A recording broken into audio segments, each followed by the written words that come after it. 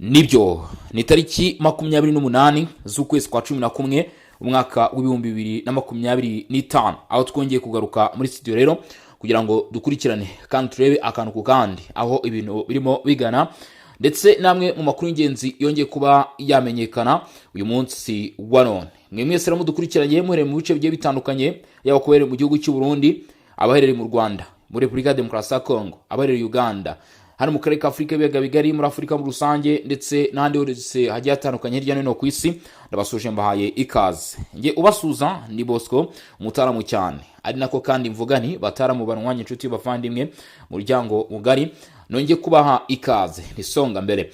Ndetse kandi iyi ni Legion Info aho dukurikirana tanu kwa tanu bamwe mu biba bikomeje kugenda bijya mbere, update news, ibintu biri kugana ndetse n'andi makuru agiye atandukanye, ibyavuzwe n'abasesenguzi byose tukagenda tubigarukaho.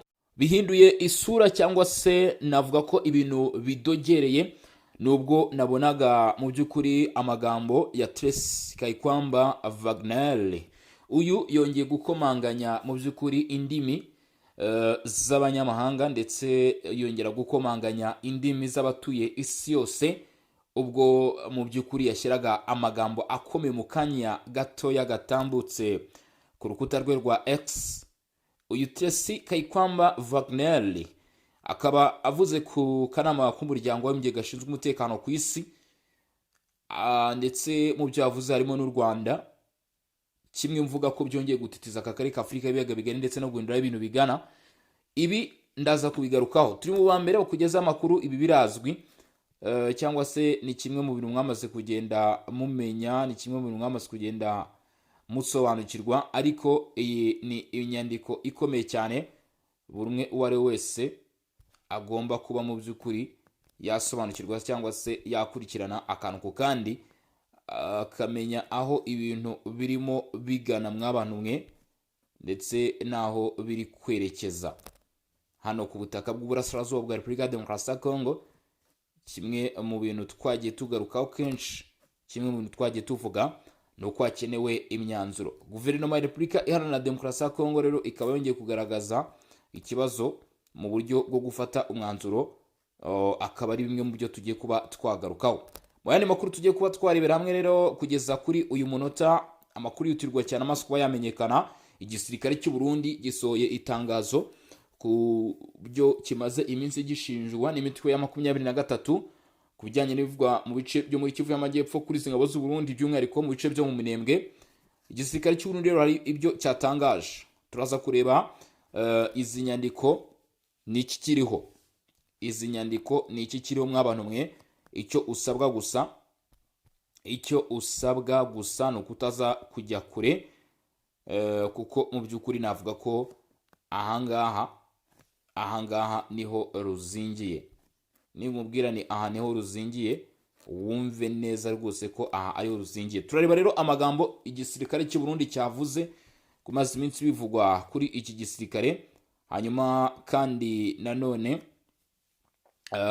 hari icyo umukuru w'igihugu cy'u Rwanda Perezida Paul Kagame yavuze, aho yavuze igisubizo cyafashwe nk'ikigenewe abanyaburayi barimo by'umwihariko ku muzo wa mbere Ubufaransa ku bibazo by'ifungurwa cy'ikibuga cy'indege mpuzamahanga cya Goma.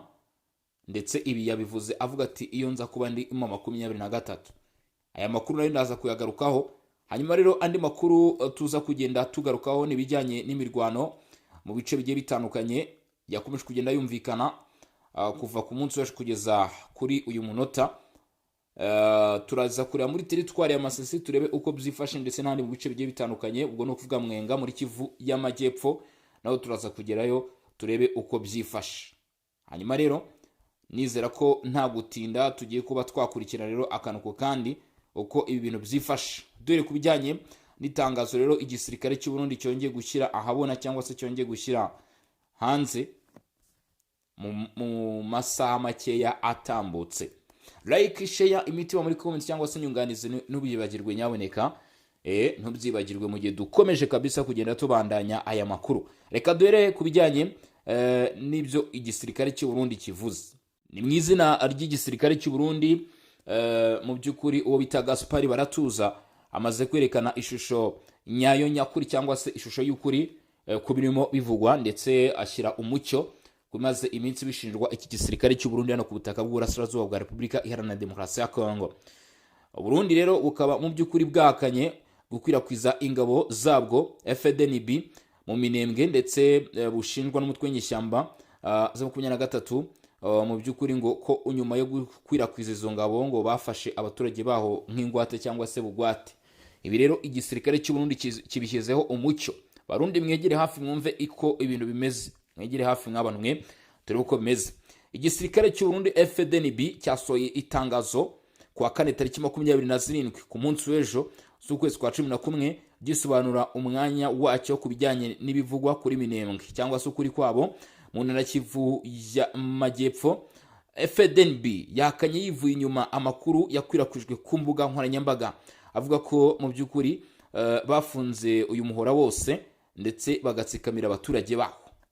FDNB yitandukanyije nabyo, ivuga ko ibi ari ibinyoma ndetse ni propaganda ni manipulation z'iyi mitwe ya 23. Muri itangazo ubuyobozi bukuru bw'igisirikare burimo buravuga buti nta murundi numwe wo muri FDNB uri mu Minembwe kugeza ubu, aho bavuga ko mu by'ukuri ngo Uburundi bugamije ahangaha gusobanura ku nkuru n'ibitekerezo bitandukanye, ubwo ni za propaganda ni za manipulation birimo mu by'ukuri bibavugwaho ku bikorwa by'ingabo zabo muri Kivu y'Amajyepfo, aho koko ngo ingabo z'u Burundi zo ntabwo igeze abijya kure. Ubuyobozi bw'u Burundi ntabwo bigeze bujya kure, bwasobanuye ko ingabo z'u Burundi ziri hariya muri Kivu y'Amajyepfo mu bikorwa byo kurwanya imitwe yitwaje intwaro. Ariko ibi bikaba mu by'ukuri kuba ingabo z'u Burundi zirariya ntabwo bivuze ko bafasha abaturage bugwate, ntabwo bivuze ko bagiye mu Minembwe ngo bakwirakwize iyo ingabo. Ibyo rero bakaba bitandukanyije nabyo. Kugeza umunsi Burundi burahakana ko bufite mu by'ukuri ingabo hariya muri kiriya gice cya Minembwe nyirizina, ariko FDNB ikavuga ko ishinja ahubwo imitwe yitwaje intwaro kugira uruhare muri ibi bikorwa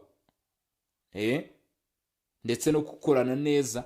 Kandi aho ubuyobozi bw'igisirikare cy'u Burundi buvuga buti kugeza uyu munsi imwe mu mitwe iturwanyira muri bya bice irimo irakorana 23 irimo irakorana na Twirwaneho MLDP y'Abanyamurenge. Ati kandi bashobora kutugabaho ibitero, izo mpungenge zikaba ziriho, bityo Burundi bukabugaragaza ko bugomba gufata mu by'ukuri icyo bita ingamba zo kurinda igihugu. Red Tabara bakavuga FLN Nzabamema AFC ndetse Twirwaneho AFC 23 nini mitwe ngo yose n'ubundi ugasanga ngo niyo kugeza uyu munsi mukuri ngo ifite Minembwe ndetse yagiye inashimuta abaturage.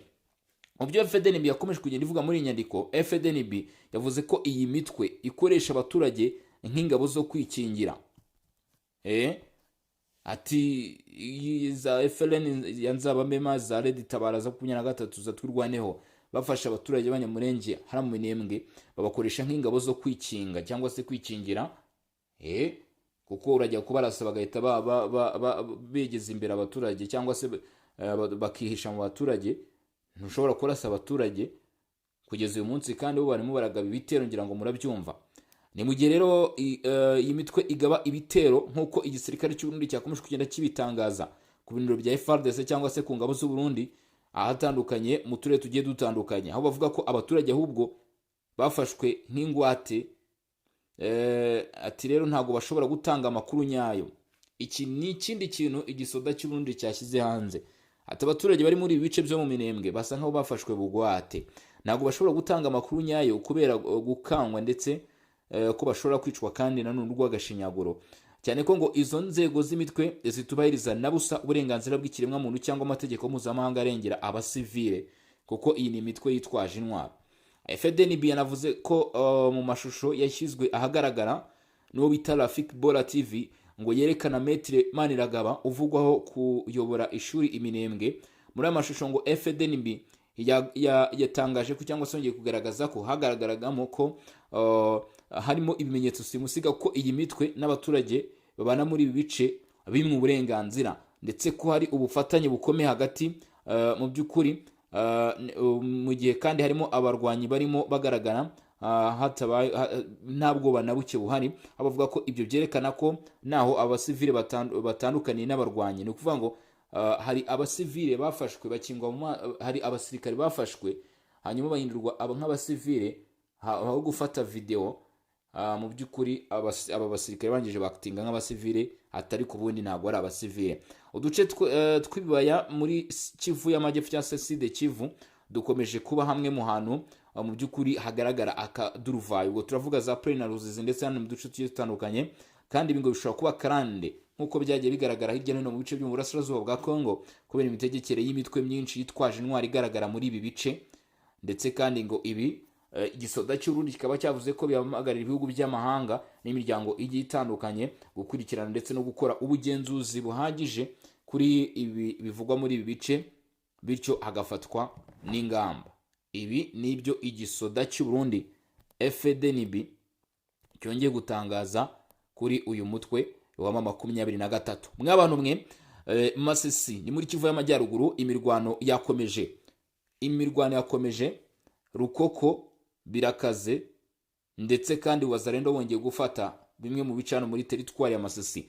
Ni imirwano yongeye gukara kuva ku wa 4 tariki 27 ku munsi w'ejo, aho bita Nyabyondo muri teritwari ya Masisi, aho amakuru avuga ko ibikorwa by'intambara cyangwa se imirwano yaje kumvikana rwagati mu gace bita Rukoko, nyuma y'uko Wazalendo bongeye kugenzura agace bita Kinyumba. Aka gace ka Kinyumba kuri ubu Wazalendo nibo bagafite, nibo barimo kukagenzura. Ubwo rero Wazalendo yari maze gufata aka gace, byatumye bita Rukoko hahita hatangira imirwano nabwo ubwo ngubwo ku munsi w'ejo. Amakuru aturuka mu baturage ba hafi akavuga ko kugeza kuri ubu humvikanye urusaku rw'imbunda za rutura umunsi wose mu bice bigiye bitandukanye, birimo Kinyumba, birimo Kashebere, Kibati ndetse na Muhanga. Hakaba hongeye kumvikana gukozanyaho hagati ya Wazalendo ndetse hagati ya Wazalendo na 23 izi nyeshyamba. Agana saa moya z'umugoroba bivuga ko ngo amasasu yarimo yumvikana muri utu duce turimo Rukoko hafi na za Birere. Ibi byatumye mu by'ukuri umutekano wongera kuba mukeya, bituma hari impungenge zikomeye by'umwihariko cyane ku baturage, aho bishobora kongerera abaturage nanone kuva muri ibi bice bahunga imirwano. Ni imirwano ikomeye mu bice byo muri Masisi mwabantu mwe, ni imirwano ikaze hagati ya Wazalendo n'izi nyeshyamba zo mu 23 yabaye kuva mu gitondo aho bita Ibwero. Abaturage rero bakomeje mu by'ukuri gusa nkaho bafungiranwe muri bice bitewe n'ukuntu imirwano mu by'ukuri yafashe kariya karere. Ni imirwano ikaze yongeye kwaduka kuva mu gitondo ku munsi w'ejo kuwa 4 tariki 27 irakomeza kugeza ubu. Utu duce tukaba turimo ihungabana, abo bita Bwero muri sekiteri ya Bashari Mokoto muri teritwari ya Masisi. Ni imirwano yahuje Wazalendo SNG ndetse n'inyeshyamba za 23. Amakuru ava muri ako gace aravuga ko abaturage batandukanye ndetse n'amakuru yemejwe n'ubundi n'abaturage bemeza ko imirwano yaje gutangira ngana ku isaha za 12 n'igice za mu gitondo ku munsi w'ejo, ubwo abarwanyi ba Wazalendo bagabaga ibitero ku biriro byari bifitwe na 23 ndetse bahise mu by'ukuri barasana kugeza kuri ubu ngubu. Bivuga ko Wazalendo yanze kwihanganira agasuzuguro ka 23 nyuma y'uko ibice yabigezemo yitwikira abaturage. Amasasu menshi yaravuze ko mwabantu mwe nk'uko abaturage babivuga, turusaku rw'imbunda za rutura rwumvikanye muri bice ku buryo bukabije cyane. Umutekano ni muke kuva ku munsi w'ejo kugeza izi samagenga yangabi turi kumwe hano muri studio, ndetse n'ibitero byagabwe nk'uko mu by'ukuri bamwe mu baturage batifuje na rimwe ko amazina y'abatangazwa bagiye babitangaza. Abaturage mu by'ukuri ngo rero bakaba bagiye kwihisha, bamwe bihisha mu mazu yabo, abandi bajya mu by'ukuri aho mu giturage kugira ngo barebe aho bakwihisha cyangwa se basa nkaho barambika umusaya, bakabasha mu by'ukuri gusunika amasaha, bakabasha gusunika amasaha mw'abantu mwe. Ati niba kanama k'umutekano k'umuryango w'abambye gakomeje ibi, Repubulika Iharanira Demokarasi ya Kongo iragana he mw'abantu mwe. Madame Tracy Kayikwamba Wagner, Minisitiri w'Ububanyi n'Amahanga wa Repubulika Iharanira Demokarasi ya Kongo, mu by'ukuri afatanyije na bagenzi be bongeye kwitsa ku ngingo yo kuba bifuza ko Repubulika Iharanira Demokarasi ya Kongo ikibazo cyayo cyaba ikibazo mpuzamahanga kikareka kuba ikibazo lokale.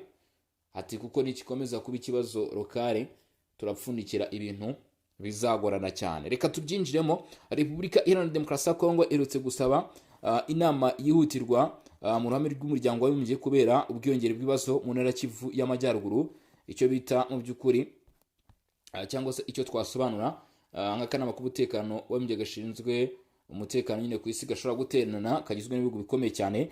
Leta ya Repubulika Iharanira Demokarasi ya Kongo irimo irasaba ko haterana inama yihutirwa, inama y'igitaraganya, kandi inama ikabera mu ruhame, akaba ari inama y'umuryango w'abibumbye, by'umwihariko akanama k'umuryango w'abibumbye gashinzwe umutekano ku isi, bitewe n'uko umutekano mu ntara ya Kivu y'amajyaruguru na Kivu y'amajyepfo urimo urarushaho kuzamba.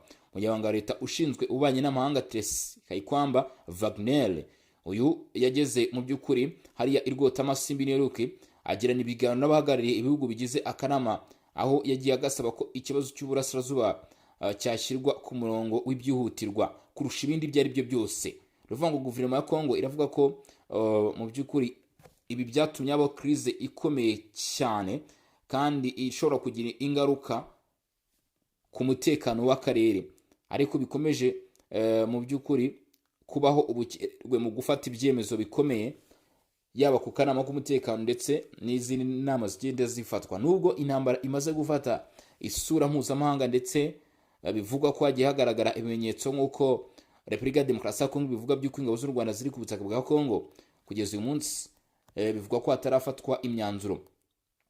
Kinshasa irimo irarushaho kwerekana ko ihangayikishijwe cyangwa se irimo irarushaho kwerekana ko ihangayitse nyuma y'igihe kirekire isaba ko ikibazo cy'imyivumbagatanyo cyafatwa mu buryo bwagutse bw'umuryango w'abibumbye, ndetse kikaba ikibazo kiri international, kikareka kuba lokale. Benshi mu bagenzura ibibera mu karere bemeza ko Repubulika ya Demokarasi ya Kongo irimo irazamura igitutu, aho mu by'ukuri ibi ngo biterwa no kuba hataragiye hagaragara igisubizo gihamye kuri amakimbirane amaze imyaka igera kuri 30 yibasira uburasirazuba bwa Repubulika ya Demokarasi ya Kongo.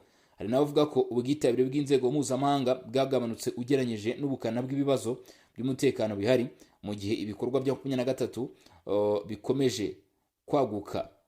Abasesengura ibya politike mpuzamahanga basanga Repubulika ya Demokarasi ya Kongo iri gushaka ko ikibazo cyayo gisubizwa ku rwego rwo hejuru, ndetse bikabaho nta kuzimiza, ku buryo gishobora gutuma akanama k'umutekano gashobora gufata ibyemezo bifatika, haba mu gushyiraho igitutu cya diplomasi, gusaba iperereza ryimbitse, cyangwa kongera gusuzuma uburyo MONUSCO irimo ikora muri iki gihugu ikurikirana ibikorwa bigiye bitandukanye. Gusa haracyari ikibazo gikomeye, impande zihanganye zose zikomeje gushinjanya cyangwa se kwitana ba mwana, bityo ibi bigateza cyangwa se bigakomeza gutuma ishusho mu by'ukuri y'aho ibintu bihagaze isa nkaho irushaho kugorana. Icyakora uko ibintu bihagaze ubu ni uko Repubulika ya Demokarasi ya Kongo irimo gushaka ko amajwi yayo yumvwa ku mugaragaro, kandi ko ikibazo cyo muri Kivu y'amajyaruguru na Kivu y'amajyepfo kitakomeza gufatwa nk'ari icya lokale, ahubwo kigahindurirwa urwego kikaba ikibazo cy'international, ku buryo isi yose iba ihahanze amaso. Ni mu gihe rero akanama k'umuryango w'abibumbye gashinzwe umutekano ku isi kaba kemeje ubusabe bwa Repubulika ya Demokarasi ya Kongo bwo gukora icyo bita cessation publique d'urgence. Hari inzira nyinshi bishobora gufata bitewe n'uko ibihugu bigize akanama byafata ibyemezo. Hari uko rero twagiye tubona bishobora kuba byagenda, ngira ngo tubirebere hamwe. Icyambere, inama iramutse iteranye, Repubulika ya Demokarasi ya Kongo igomba mu gihe yaba yemereye izatanga raporo yayo ku mugaragaro y'ibyo ivuga cyangwa se ikeneye. Nibyemezwa, aka kanama gashobora gutumiza inama yihutirwa mu masaha make cyangwa mu minsi mike. Muri iyo nama bishobora kwitegwamo ko Repubulika ya Demokarasi ya Kongo ni ukuvuga igomba gutanga ibimenyetso byayo ku bucuti hagati ku bijya mbere hagati ya 23 ndetse byiswe n'ubushuti, kandi nanone n'ingabo z'u Rwanda, ishobora kugaragaza ingaruka ku mutekano w'abaturage, ishobora gusaba icyemezo gifatika cy'aka kanama cyihuse. Ibi bihita bishyira ikibazo muri Kivu y'amajyaruguru na Kivu y'amajyepfo ku murongo w'imbere ku rwego mpuzamahanga, ntabwo kiba kikiri kuri lokale. Icyaka ibihugu bigize akanama bishobora gutanga imyanya yimbitse ku ruhande rwabyo mu karere nk'aka kabayemo impande nyinshi. Ubufaransa bushobora gushyigikira Repubulika ya Demokarasi ya Kongo mu rwego rwa diplomasi. Leta zunze ubumwe za Amerika zishobora gusaba icyo bita approach equilibre hagati ya Repubulika ya Demokarasi ya Kongo n'u Rwanda. Ubushinwa ndetse n'Uburusiya bo bashobora gushyira igitutu kuri Leta zunze ubumwe za Amerika n'u Rwanda bitewe n'inyungu zabo muri Kongo. Ibihugu bitatu bya Afurika bihora biri mu kanama bishobora gushyigikira Repubulika ya Demokarasi ya Kongo ku buryo bugaragara. Ibi bishobora gutuma haboneka icyemezo gifatika cyangwa nikiboneke bitewe n'ivugurura ry'amajwi. akanama gashobora gufata kimwe muri ibi byemezo bitatu. Icya mbere cyangwa se A ni icyemezo kinini, resolution. Iki nicyo Repubulika Demokarasi ya Kongo ishaka cyane, gishobora kubamo gusaba ingabo z'u Rwanda na 23 guhita bahagarika imirwano, gusaba iperereza mpuzamahanga ku Rwanda mu burasirazuba bwa Kongo, gushyira intumwa yihariye y'umuryango w'abibumbye kuri iki kibazo, gutegeka ko umuryango w'abibumbye cyangwa imitwe mishya ikora uko ibintu bihagaze isubirwamo. Ariko Leta Zunze Ubumwe za Amerika cyangwa Ubwongereza bishobora kubitera utwatsi, cyane cyane nibiba birebana no gutunga u Rwanda gatoki nk'uko bigaragara. Icyemezo cya kabiri, hashobora gushyirwaho itangazo rusange, declaration presidential. Iri riba ryoroshye kurusha icyemezo gikaze, iyo tuvuze haragura ikibanze kandi rishobora mu by'ukuri kunyurwa na bose. Rigira imbaraga nke ugereranyije na resolution, ariko rigashyira ikibazo ku ruhande mpuzamahanga. Icyo turi kubona nicyo bita declaration presidential. Inama ishobora kurangira nta cyemezo. Iki nacyo ni kimwe, ni ikibazo gikabije kuri Repubulika Demokarasi ya Kongo, ariko kenshi bibaho mu makimbirane y'akarere mu bijyanye na politike. Mu gihe ibihugu bikomeye bitumvikanye, inama irangira ariko nta gikozwe. Aha Repubulika Demokarasi ya Kongo yabihiye. Ku kindi nanone, mu by'ukuri niba inama ibaye kandi hakabaho ubufatanye bw'ibihugu, hashobora gushyirwa igitutu gikomeye ku Rwanda kuva mu nzira zose za diplomasi. Umuvuduko w'ibiganiro byo gusubukura amahoro ushobora kwiyongera. MONUSCO cyangwa indi mission nshya nk'iy'umuryango umwe bw'Uburayi, umuryango umwe bwa Afurika zishobora kuvugururwa, hashobora gushyirwa bigashyirwa mu nzira. Repubulika Demokarasi ya Kongo ishobora kubona inkunga nini y'ibikoresho n'ubumenyi mu bya gisirikare. Ingaruka bishobora kugira ku mutwe wa 23 ndetse n'ingabo z'u Rwanda. Niba ibihugu bikomeye bishobora kwemeza ko hari uruhare rugaragara rw'ingabo z'u Rwanda, 23 ishobora gushyirwa kuri liste y'abateroriste cyangwa se imitwe y'iterabwoba na bimwe mu bihugu. Abayobozi bayo bashobora gukurikiranwa n'ubutabera mpuzamahanga. Hashobora guterwa igitutu ku bihugu bifasha 23 mu buryo butaziguye cyangwa buziguye, bivuga ngo mu buryo bwa nyabwo cyangwa se bugaragara buri wese cyangwa se mu buryo bujimije. Ariko ibibazo bikomeye byinshi biracyari imbere. Nubwo inama yaterana, hari inditizi zikomeye. Igihe cyose hari bimwe mu bihugu bitera utwatsi, icyemezo ntigishobora kubaho, cyangwa se bimwe mu bihugu bishobora kutemera. Amerika nikomeza ishobora gukomeza gufata u Rwanda nk'umufatanyabikorwa w'ingenzi muri politike y'icyitwa AGCA. Ufaransa bushobora gushyigikira Repubulika Demokarasi ya Kongo ariko ntibihindure ibintu byose. Ni ukuvuga ngo ibi birasa nkaho bikigoranye cyangwa se hagikenewe imbaraga nyinshi cyane. Hanyuma rero dukomeje n'andi makuru cyangwa se n'ibyakomeje kugenda bimenyekana hano mu karere ka Afurika y'ibiyaga bigari, dore ko byo ari na byinshi kugeza kuri ubu ngubu mw'abantu mwe. Umukuru w'igihugu cy'u Rwanda hari ibyo yakomojeho ku bijyanye n'ifungurwa ry'ikibuga cy'indege mpuzamahanga cya Goma ndetse n'umutwe wa 23 w'ibihugu by'i Burayi. Perezida Paul Kagame uyu yagaragaje ko iyo aza kuba ari we ugenzura umujyi wa Goma ukomeje kwifuzwa n'ibihugu byiganjemo ibyo ku mugabane w'Uburayi, yabyemerera gukoresha uriya mujyi icyo bifuzaho, ariko bibanje kwerekana uko bizakemura ibibazo byatumye abawugenzura bawigarurira. Umukuru w'igihugu ibi yabigarutseho kuri wa kane tariki 27 Ugushyingo mu kiganiro ari yagiranaga n'abanyamakuru muri Village Urugwiro. Kuva mu kwezi kwa mbere uyu mwaka, umujyi wa Goma uragenzurwa n'inyeshyamba zo mu mutwe wa 23 zayigaruriye zibanje kukuramo ingabo za Leta ya Repubulika Demokarasi ya Kongo.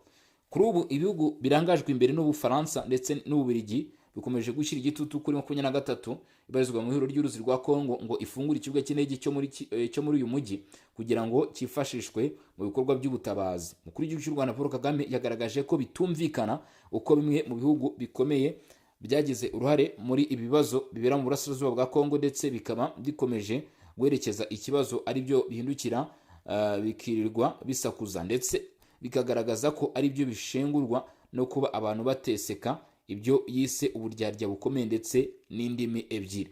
Aho yakomeje agira ati, mujye mwumva abantu bavuga ngo indangagaciro, urabona indangagaciro zacu ibyo ni amahomvu, bifite ubushobozi bwa buri kimwe, bwaba ubwa politiki, bwaba ubw'amafaranga, hanyuma buri munsi uri kuvuga indangagaciro n'ibindi, yemwe uranashaka kwigisha abandi uko bagomba kubaha indangagaciro kandi ari wowe ntandaro y'imibabaro. Perezida Kagame yavuze ko niba hari uwifuza Goma ngo ayikoreshe mu migenzo ya gipfumu cyangwa ibindi ngo ntacyo bitwaye, ariko ngo hakwiye kubanza gukemurwa ibibazo byatumye ifatwa. Uyu yagize ati Goma kugeza ubu ntabwo iri gukora, ariko iri mu maboko y'abantu runaka.